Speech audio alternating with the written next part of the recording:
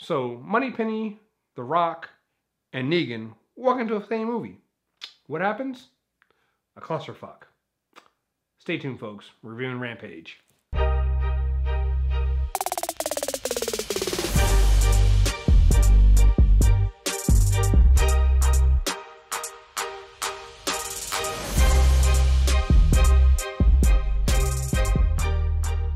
Chris here from MTR Network, and said we were going to do it, and I'm back with another movie review. This time we're reviewing Dwayne Johnson's Rampage. Now, look, I'm just going to be honest here. The movie is a piece of shit, but I'll get into why that probably doesn't matter to most people later on in this film. Like, by now you should probably know this is one of those another weird Hollywood adaptations where somebody saw a video game that really had no story and decided they were going to turn it into a story and into a movie, and that's what this is. Dwayne Johnson plays Davis Okoye, and he's basically they don't even really give us what his title is. He works for the zoo. Of course, because it's The Rock, he's a former ex-military turned, zoologist turned, gorilla whisperer. And he's really close to the animals there. He works with this albino ape gorilla called George. And there's this evil company. It's very, very cartoony villainy thing where they're doing genetic experiments in space. It comes crashing down to Earth. And you've seen the trailer. Like, if you watch the trailer for this fucking film, then you basically know the plot of the film. There's going to be a genetically mutated wolf that's also mutated with a bat that's also mutated with some other shit. And then a mutated alligator. And it's just, like, it doesn't fucking matter. Because here's the thing. So I'm going to go into the technical reasons why this film is terrible. But like I said before, it's not going to really matter for most people. Because here's the thing. If you saw the trailer for this and thought, that's my shit, then you're probably going to enjoy this film. It doesn't matter what I say or what any other critic says. You're going to go and see this film. And that's something that I kind of brought up with my Wrinkle in Time review, where I basically said that movie was for kids. And so it didn't really matter what I said. Kids enjoyed it, and that's what it is.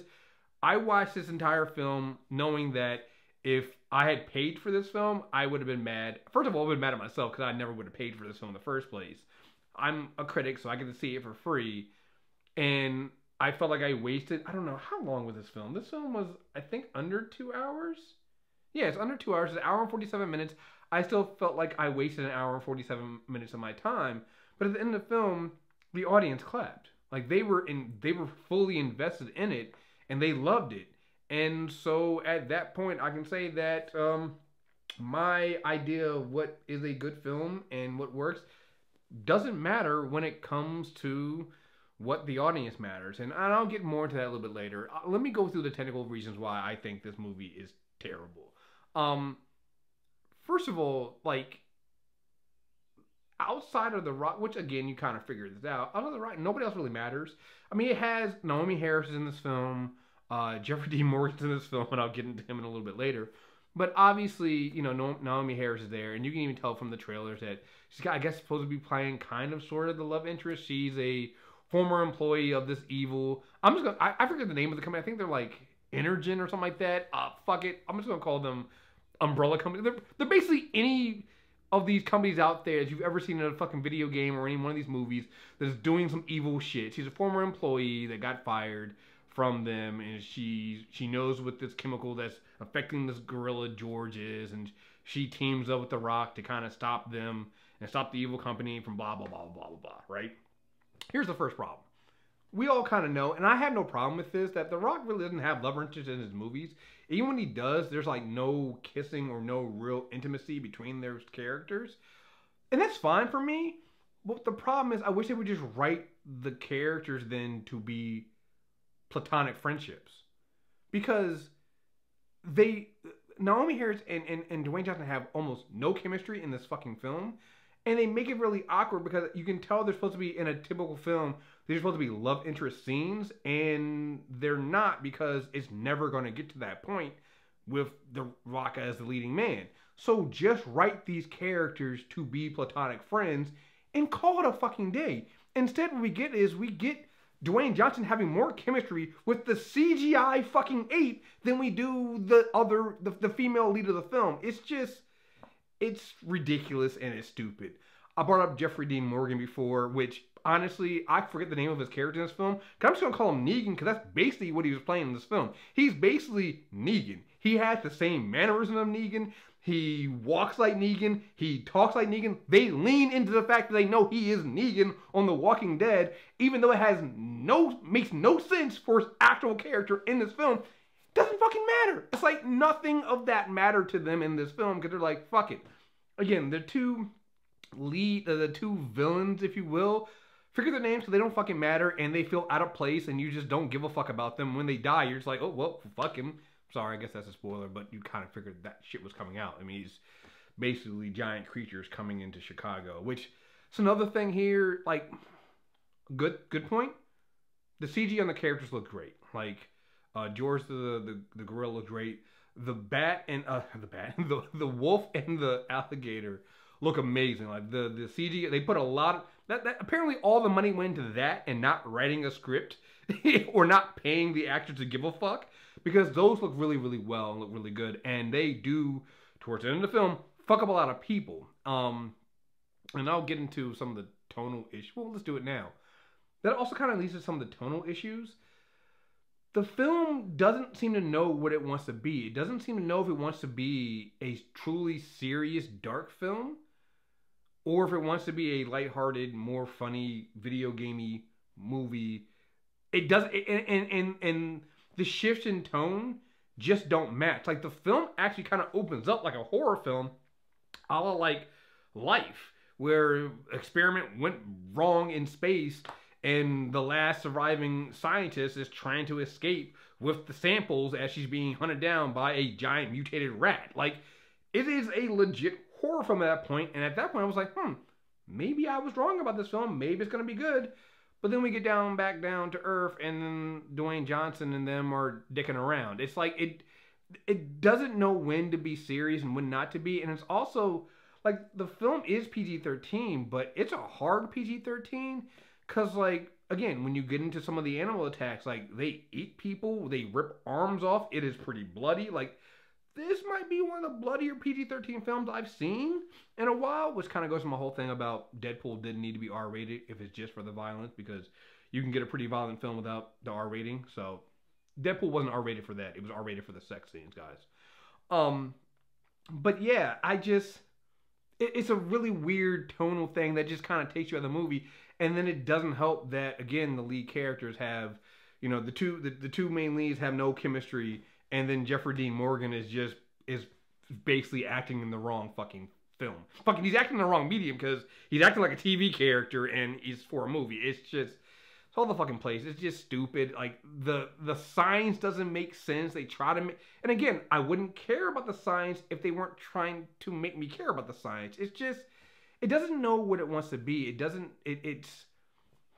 It's just all over the place. It's stupid. The director of this is Brad Peyton, and if you watch this film, you'll know what other rock film he directed, San Andreas, because it feels like they actually might have shot this movie at the same time they shot San Andreas and just used the certain shots. In San Andreas, Dwayne Johnson's character is a helicopter pilot, which is kind of why in almost every fucking scene in this movie, there's a helicopter around somewhere. Like, it's like they got a discount on helicopters for the uses of San Andreas. It's fucking ridiculous. Like, there are times, like, in the final fight where Dwayne Johnson's, like, it's Davis Okoye finds weapons basically from a helicopter.